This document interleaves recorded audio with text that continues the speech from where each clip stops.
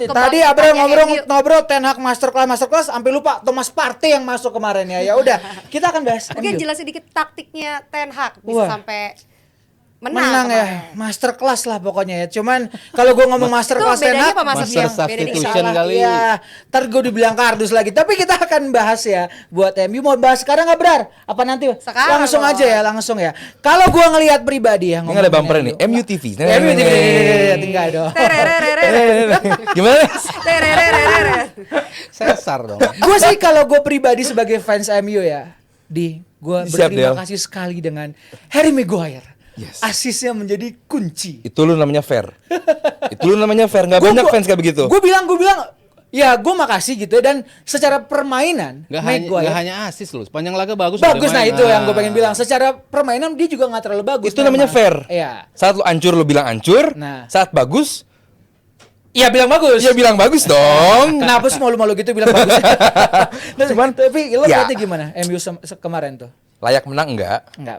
Layak menang enggak karena kalau apalagi kalau lu yang cuman sekedar lihat statistik, lu cuman lihat highlight, ini Brentford nyerangnya luar biasa, bener-bener manfaatin width kelebaran dengan sangat amat bagus dan merepotkan sekali gitu.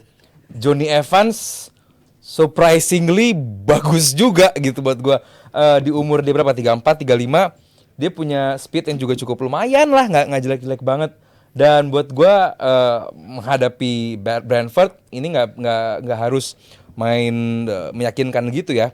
Menit 87 masuk seorang McTominay, menit 93 bikin tambahan equalizer, 97 gol kemenangan. Ya buat gue ini Premier League gitu. Lo nggak perlu permainan yang convincing untuk bisa menang, dan permainan-permainan yang kayak begini yang bakal lu inget 5-6 tahun ke depan gitu. Karena banyak tim main bagus tahun depan itu udah lupa. Tapi momen-momen kayak begini yang buat orang mungkin apalagi fansnya ya tentu nggak akan lupa gitu. Jadi buat gua congratulations maybe untuk fans MU.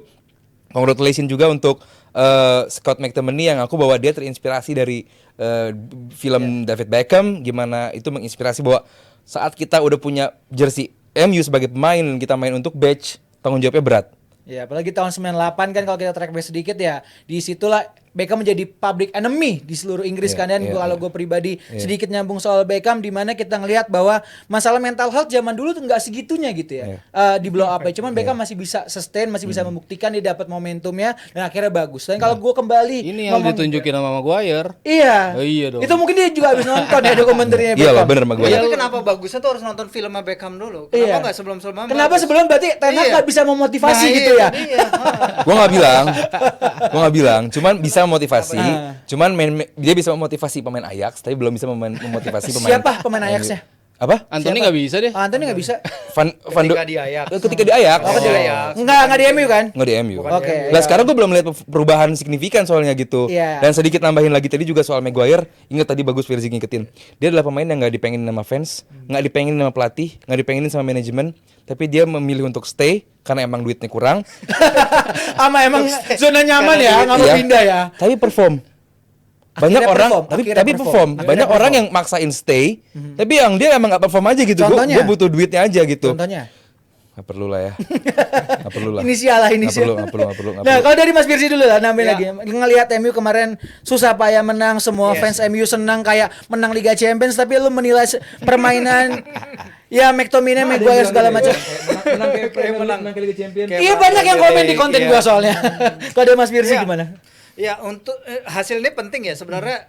Man United perlu hasil ini apapun itu, mau menang jatuh dari langit kayak gol apa kayak yang penting menang mau ya. Gol itu deflect, mau itu gol menit 95 apa 97 atau so on and so forth ya, untuk menghindari suatu catatan gak diinginkan ya, kalah 3 kali beruntun di kandang untuk pertama kali sejak era Premier League, dan untuk menghindari 2 minggu betul terakhir lawan Arsenal seperti tahun lalu, seperti minggu lalu jadi aman. Jadi menurut gue emang I think, tapi masalahnya gini Del, buat Man United adalah bagaimana cara mempertahankan ini, bagaimana cara mempertahankan 3 poin ini ke pertandingan berikutnya. Karena dari yang gue lihat dari Man United selama ini adalah lu pada itu maju selangkah tapi kemudian mundur 2, Empat. maju selangkah mundur 2. Menang lawan Peles. Menang lawan Peles, iya menang lawan Iya. Peles setengah pekan, habis itu Kalah kalah. Peles. Iya. Kalah lagi sama Peles lagi. Sustain, harus disustain hasil-hasil ini, dan nggak cukup satu pertandingan nunjukin kita bisa kok. Ini menunjukkan sifat, apalagi kita udah nonton filmnya Beckham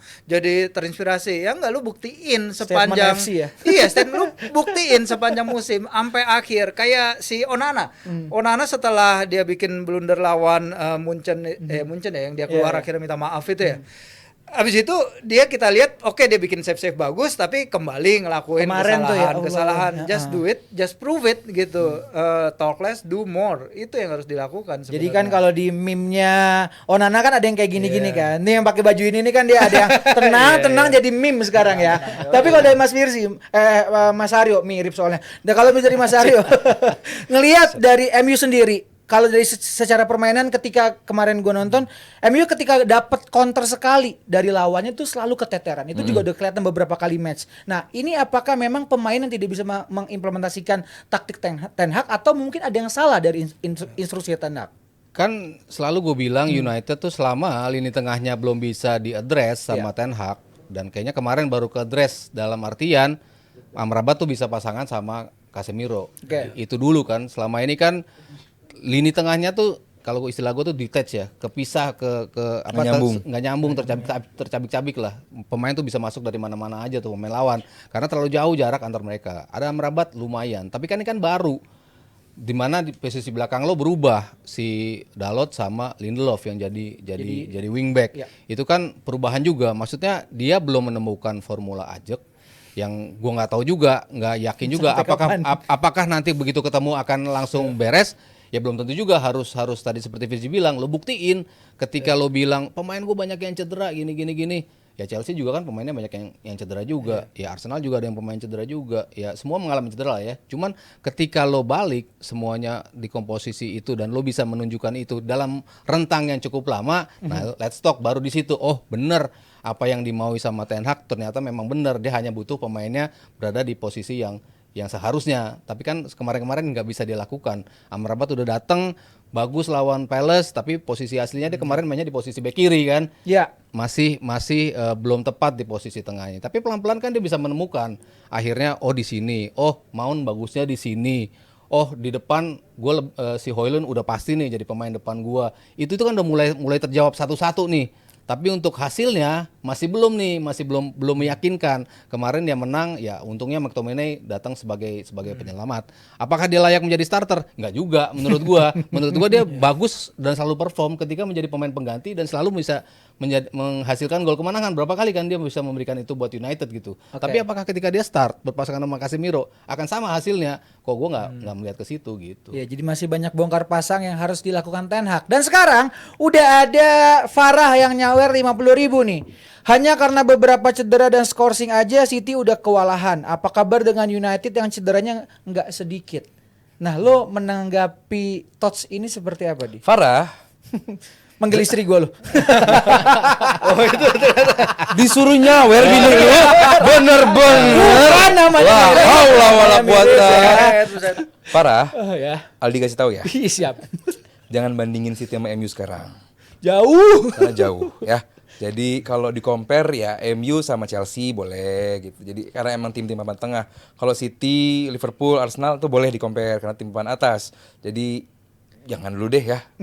Percuma penjelasannya bakal panjang. Kalau City sama MU dibandingin sekarang. Oke, itu jawabannya dari Bapak Aldi ya, Farah ya. Silakan nanti kalau misalnya mau lanjut nyawer lagi boleh untuk nanggepin. Nah, dari Mas Firzi sendiri ngelihat ya inkonsistensi pemain-pemain MU. Salah satunya yang gue paling highlight adalah Onana kemarin proses golnya gitu ya. Kalau banyak fans MU termasuk gue mempertanyakan sebenarnya mengapa Onana selalu diberikan kesempatan, sedangkan masih ada Altay gitu yang sebenarnya bisa. Oke, lu ketika nanti Altay bapuk gitu ya, tapi at least lu Sudah mencoba ketahuan. untuk merotasi gitu. Kenapa kalau dari kacamata lu Onana masih tetap menjadi pilihan utama? Iya, karena mungkin Ten Hag ngelihatnya bukan kesalahan nggak murni ada di Onana ya. Oke. Kesalahan ada pada the whole structure, organization, tim, komunikasi di antara pemain-pemain yang ada. Kalau kita lihat tuh ada Harry Maguire, dia akhirnya dapat pujian kan. Mungkin setelah beberapa pertandingan Onana akhirnya bisa membuktikan dia itu adalah kiper yang dulu mencatatkan clean sheet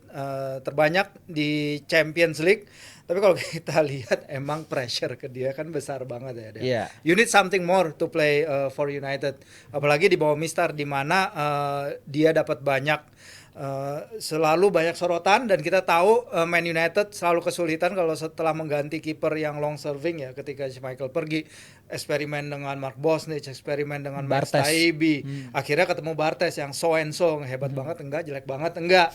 Tapi habis itu baru ketemu kestabilan bersama Van der Sar. Nah, ini yang mungkin ke depannya kita harus lihat. Dan sekarang kan dia katanya lagi mempertimbangkan nih Kamerun kan, nanti Piala Afrika gue ikut nggak ya, apa gue konsentrasi dulu nih ke MU, kondisi lagi bapuk, gue juga bapuk. Jadi buat dia mungkin ada baiknya juga dia konsentrate ke klub dulu, karena itu tadi trust yang diberikan manajernya, dan juga apa yang dia sebenarnya dia bisa sih kalau gue bilang menawarkan lebih. Tapi kalau bandingin shot stopping Onana sama De Gea pasti jauh. Oke. Kalau ngelihat Onana tadi kan udah dapat penjelasan dari Mas Firzi. Lo ngelihatnya dari gue, kalau nangkep dari Mas Aryo adalah oke, para pemain sudah bisa menemukan maksudnya polanya, mungkin posisi-posisinya. Tapi ada satu pemain yang menurut gue masih kurang, yaitu Rashford. Apakah Rashford memang dari point of view lo tuh sejelek itu? Tidak seperform itu? Dan apa yang harus dilakukan Rashford? Tidak dimainkan. Dan terbukti waktu itu ya. Dia sejelek itu, dia tidak seperform itu, dan dia tidak layak main saat ini. Yeah, at the moment. At the moment. Dan harus karena stake itu terlalu besar, yang dipertaruhkan terlalu besar. Ini bisa karirnya Ten Hag yang dipertaruhkan. Kalau MU tetap begini, kalau MU tetap jelek karena sayap kirinya nggak bagus, karena Rashford, nasibnya Ten Hag. Gue sempat baca kemarin juga kalau kemarin kalah sama Brentford, bisa aja dipecat Ten Hag, katanya red alert. Artinya bahwa performa tim ini tuh nggak cuma berpengaruh buat pemain juga, tapi berpengaruh ke buat Ten Hag sendiri. Nah, buat gue Rashford ini, sorry itu saya jelek banget. Dan kalau misalnya gantinya Garnacho, nah itu dia, cukup hidup, Del, cukup bagus. Tapi dia nggak bisa main dari menit awal kan, beberapa kali kayak dicoba. lawan Wolves kan, lawan Wolves kelihatan dia grogi, kalah fisik dan At least dia jadi starter, Rashford jadi bench bisa juga begitu. Juga. Dan dia Ratu bisa main di kanan juga kemarin kan. Bisa banget, gitu. Jadi buat gua dikasih apa ya? Dikasih bukan ultimatum, dikasih kayak semacam sentilan gitu buat si Rashford bahwa gua bakal bench, cuy. Gitu. Karena terbukti begitu Rashford keluar, Del. Lu lihat sendiri deh permainan MU gimana, hidup banget. Dan gimana seorang Anthony mundur ke belakang, dan dia sendiri yang start serangan balik yang ke depan, akhirnya offset juga si Højlund. Artinya bahwa ini tim kalau secara kolektif udah bagus. Cuma gara-gara 1-2 orang, Bruno dan juga Rashford, ya I have to mention, ini jadi ancur-ancuran. Dan Bruno harus di bench juga. Gue juga ya Bruno. Dan better mount mungkin. Bisa. Bisa. Dan kalau dari Mas Aryo sendiri nih kayaknya udah nggak sabar nih pengen ngebahas topik lanjutannya. Kalau dari Mas Aryo ngelihat seorang Rashford yang memang secara permainan gitu ya, ya kita bisa bilang at the moment segitunya jelek gitu. Dan kalaupun Garnacho main dari awal, apakah itu bisa menjadi jawaban untuk next match MU seandainya Rashford masih main jelek? Kalau gua ngelihat si Onana, gue lebih prefer tetap dia yang dimainin. Maksudnya lu untuk menggantikan dia itu stake-nya lebih besar dibandingkan lu masukin Garnacho untuk menggantikan si Rashford. Menurut gue tuh lebih enakan kalau dia yang dimainin si Onana sejak awal di posisi Mistar. Sementara kalau di posisi sayap kiri, Garnacho menurut gua di musim kemarin dia udah ngebuktiin berapa kali bahwa memang dia belum layak jadi starter. Tapi setelah dia tunjukin di musim ini, akhirnya dia mulai kelihatan kan. Akhirnya dia mendapat kesempatan dan dia bisa membuktikan kesempatan itu. Ya kenapa enggak lo coba terus? Semakin lo coba dia, gua rasa semakin besar peluang dia juga untuk bisa ngebuktiin bahwa dia memang layak jadi pemain inti. Dan di beberapa kesempatan ya memang pemain selalu ada ups and downs-nya lah ya. Bruno pun selalu ada ups and downs-nya. Pellistri lebih banyak downs-nya. Tapi kalau gua ngelihat si Garnacho, dia tuh bisa menawarkan something yang saat ini tidak ditawarkan oleh si Rashford.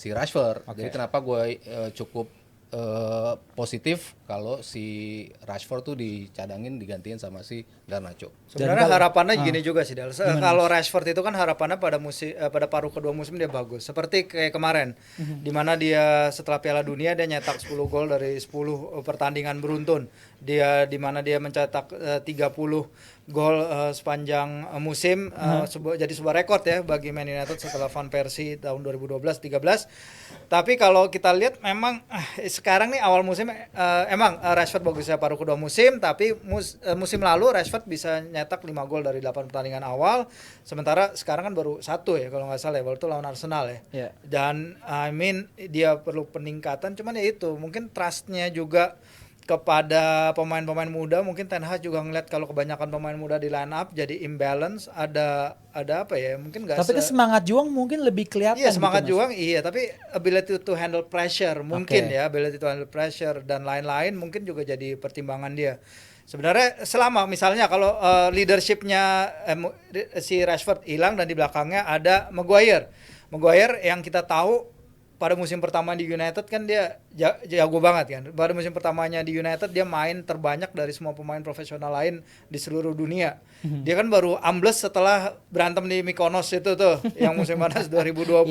Ya, Setelah itu formnya menurun. Nah, kalau kemarin dia mulai main bagus, akhirnya leadershipnya si Maguire naik lagi. Ya mungkin di saat itu si Ten Hag bisa lihat, oke, sebagai leader kita ada tumpuan baru nih di belakang. Ya udah mungkin Rashford bisa diseratin dulu diganti sama Garnacho. Mungkin aja apa aja bisa terjadi. Ya, itu dia. Jadi mungkin buat Jebret Tim yang melihat adanya keajaiban untuk MU di pertandingan berikutnya, apalagi di IPL. Next mereka bakal ketemu sama Sheffield, lalu Copenhagen di Liga Champion, lalu Man City di Premier League. Nah, itu Enjoy. dia. Jadi itu ya yang akan kita tunggu di derby Manchester. Itulah handle the pressure deh. Semua pemain MU emang kalau main pasti kena pressure ya.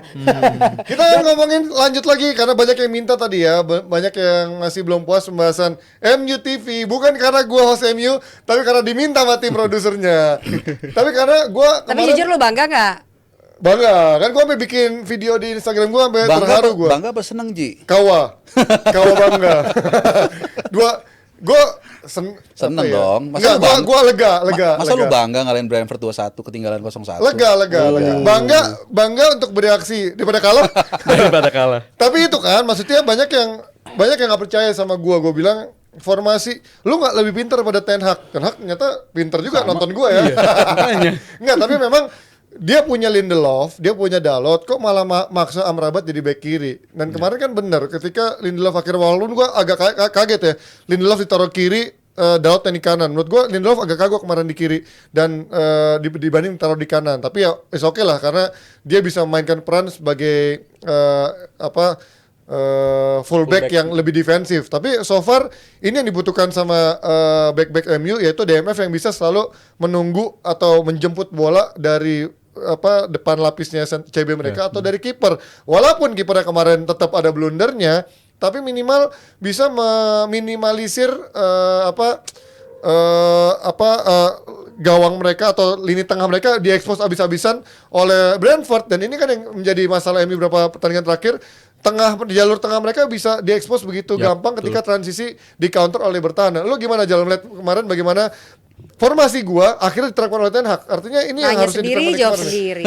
Itu ya sebenarnya gue sepakat banget kalau soal pemilihan taktik itu, karena dari kebutuhan tim emang seharusnya yang dicoba itu taktiknya. Dan juga taktik itu udah dibuktikan sama tim-tim lain nggak buruk-buruk amat lah untuk coba sebagai center back, lu dicoba sebagai full back. Tapi mungkin seorang Lindelof kemarin walaupun masih agak nggak meyakinkan ya main di posisi yang itu, karena ya mungkin gue rasa dia bingung juga. Dia beberapa kali di situasi United lagi build up, ya ini penyakit yang dialami juga lah sama beberapa tim. Seorang fullbacknya kalau nggak ngerti tugas dia harus ngapain, kadang dia bingung kapan dia harus stay, kapan dia harus support ke agak lebih tinggi lagi sebagai seorang fullback. Tapi dia oke loh, menurut gue dia inisiatif untuk maju lumayan, tapi dia nggak dapat chemistry-nya masih MBA itu. Nah itu yang penting, karena kadang beberapa fullback, kadang beberapa tim juga contohnya si Robertson atau si Colwill kadang juga masih kagok juga untuk main di situasi kayak begitu kan. Tapi kalau untuk kemarin, kalau dari segi ofensif itu jelas bisa dilatih lah. Tapi yang gue jadi perhatian justru dari segi defensifnya, karena pas lagi United momen kebobolan, pas bolanya hilangin di Casemiro, tapi pas ada passing itu seharusnya bisa di-clear lebih bagus Lindelof. lagi dari seorang Lindelof Iya, menurut iya. gue. Dan gue rasa itu yang bisa jadi perhatian juga ya, kenapa si Lindelof ini masih belum tenang juga. Kita tahu dia bukan tipe center back yang suka duel, Iya. physical segala macam, dia lebih ngandelin otak lah istilahnya. Dia lebih ngandelin technical dia, tapi soal kemarin gol yang bisa dihindari itu seharusnya dia bisa lebih cerdik lagi dari sekedar cuma ngasal buang itu dan akhirnya mantul lagi dan bisa jadi berbuah gol ke Brentford. Tapi kalau untuk kedepannya mungkin taktik ini bisa dicoba lagi karena dari Brentford sendiri ya nggak usah inilah, ini tim yang emang lagi pincang juga dari segi lini depan, beberapa 5 game belum menang setahu gue di liga maupun di mana.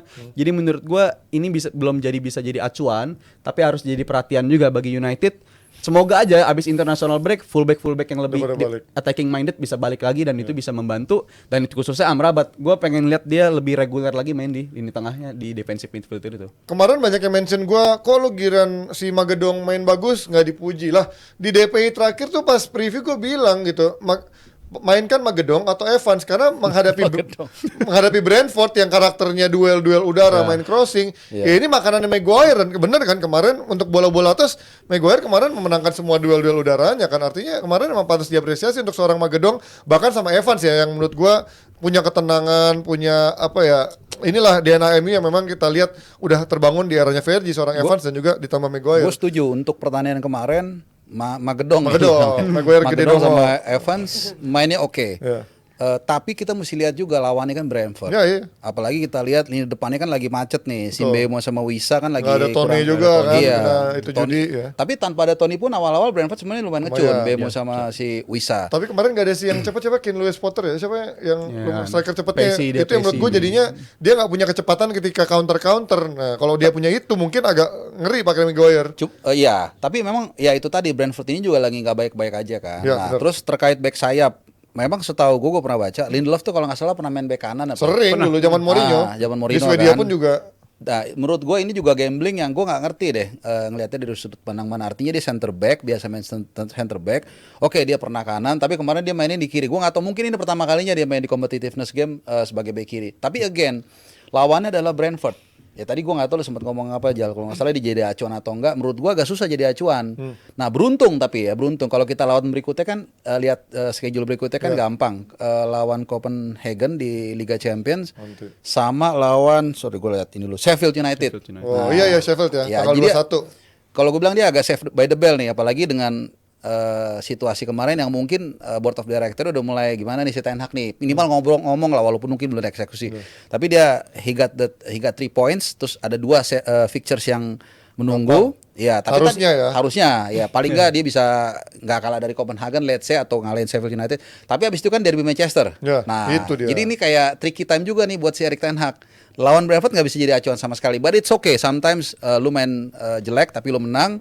Tapi bagaimana dua pertandingan berikutnya lo harus sikapin. Ya gue sepakat ya, apalagi kalau berkaca dari musim lalu pun sebenarnya yang menyelamatkan musim Ten Hag tuh abis kekalahan dari Brentford uniknya. Abis lawan Brentford mereka nemuin ritme lagi naik. dan akhirnya bisa nemu tren Apakah positif sekarang lah. gitu lagi? Nah, Bedanya sekarang menang lawan Brentford ya. Musimnya jelas musim yang berbeda dibandingkan musim lalu, dan dari profil pemain pun juga banyak yang berbeda.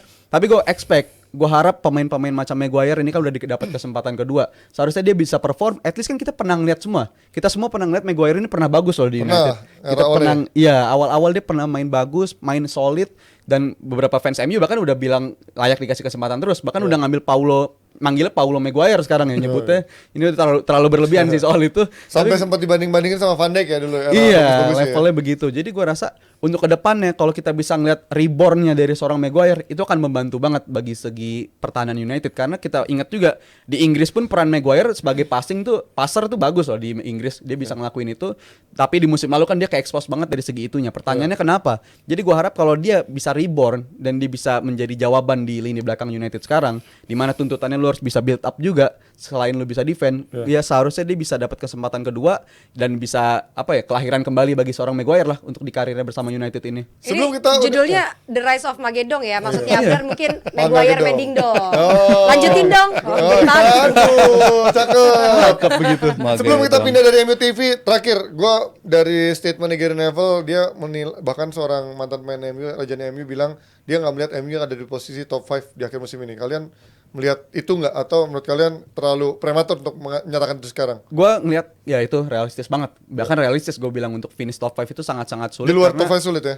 Iya masuk ke top 5 sulit berarti. Ya, sulit karena kita ngelihat di beberapa environment tim-tim lainnya, rival-rival Ya, yang udah seperti mulai Liverpool, dapet semua. Chelsea mulai back Even on track Spurs lagi. aja udah nyaman nih Iya, kelihatannya. untuk posisi itu kan ya persaingannya ketat banget gitu. Nggak lupa masih ada Newcastle juga bahkan di sana untuk persaingan di posisi top 4 lah katakanlah top 4 karena seharusnya United targetnya top 4. Ya. Tapi untuk posisi itu sekarang kita ngelihat Liverpool udah back on track lagi walaupun belakangan agak shaky lagi mainnya, tapi Spurs kita ngelihat dia tampil begitu konsisten. Abis itu Arsenal juga gue ngeliat dia sama City masih head to head untuk persaingan juara masih peringkat 1 atau 2.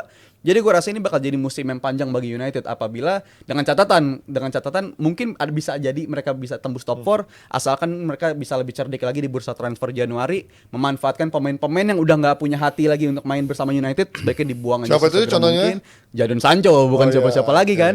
Jadi menurut gue apabila mereka bisa mengupgrade situasi di wingernya dan Rashford bisa kembali ke performa di musim lalu, bukan nggak mungkin United bisa ngedobrak itu, tapi tergantung seberapa pintar mereka di bursa transfer nanti menurut gue. Kalau gue untuk akhir musim ya, Ya. akhir musim honestly menurut gue peringkat 5 mungkin yang paling realistis buat MU. Nah, Kalau 4 mungkin masih Europa League ya? iya agak susah, bukan nggak bisa ya, karena kalau kita sepakat 2 slot Liga Champions seharusnya milik City sama Arsenal. Ya, Kalau kita sepakat. Yang ketiga gue malah naruh Spurs. Dari awal musim begitu Kane keluar main 1-2 kali gue liat wah ini mainnya bahaya banget nih, Spurs nih cair banget segala macam. Terus dia nggak di Eropa ya kalau nggak salah ya. Ya, Nah, nggak di keluar Eropa dari situ. dan sekarang di peringkat 1 loh dan konsisten mainnya dan cara main mereka susah dibaca dibandingkan ketika ada Kane. Jadi kalau kita sepakat lagi nih 3 udah keisi nih slotnya. 1 ini can be anyone gitu, bisa Liverpool, bisa Newcastle sih gua rasa agak susah malah. Liverpool lah menurut gue. Liverpool kan. Chelsea masih jauh lah. Chelsea adaptasi dulu lah tahun ini kan. Dulu lah ya. Nah, kalau tadi apa gue bilangin Brighton enggak ya. Newcastle disibukkan. Terus sudah mulai ada kreki-kreki itu satu-satu si Botman cedera lah apa segala macam, sibuk di Liga Champions. Mungkin mereka juga lagi honeymoon di bulan madu. Jadi Honeymoon di bulan lalu itu gimana? Gimana ya? honeymoon di Liga Champions. Sorry.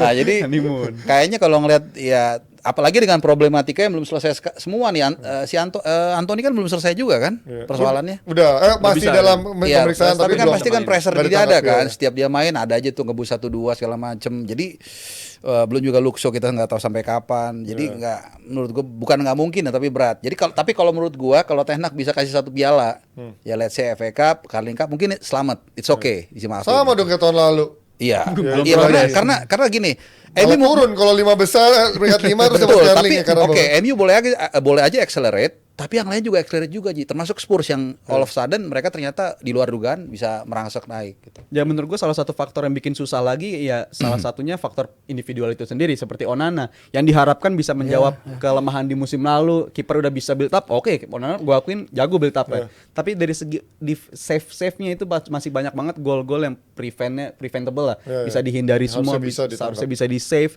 Ya gue seperti kehilangan sosok Onana yang musim lalu di Inter. Jadi secepat mungkin Onana bisa back on form, dia bisa nunjukin kenapa dia direkrut dengan harga mahal, itu bisa jadi juga kita ngelihat juga United akan sekuat apa sebenarnya. Karena musim ini gue ngeliat mereka golin bisa-bisa aja sebenarnya dalam beberapa pertandingan. Ketika mereka kalah pun statusnya mereka bisa golin gitu. Mereka bisa nyiptain peluang, mereka bisa memanfaatkan situasi bertahan tiba-tiba transisi jadi nyerang, masih bisa ngelakuin itu. Tapi begitu gampangnya lawan bisa nge-shoot, one shot one goal, itu bisa jadi masalah kan untuk perjalanan di musim, terutama di musim yang margin of errornya setipis ini nih musim ini. Jadi gue rasa secepat mungkin si Onana bisa back on form, akan secepat mungkin juga kita bisa ngeliat United bisa bersaing di top 4 atau top 5. Gua Onana nih, soal Onana. Ini sebenarnya dari awal gue udah bilang ini bisa jadi backfire buat Erik ten Hag.